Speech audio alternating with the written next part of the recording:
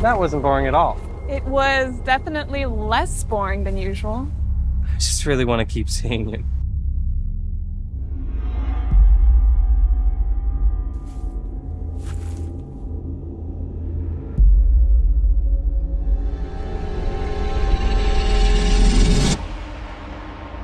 I still see it, you know.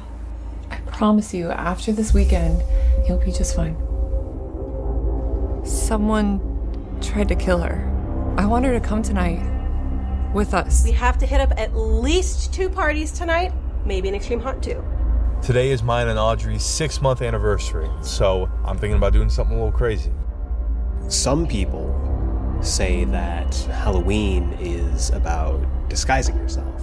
So when the spirits come over from their side to ours, we're safe. That's not what Halloween was originally for. William, run! Run, man, run! Get out of here!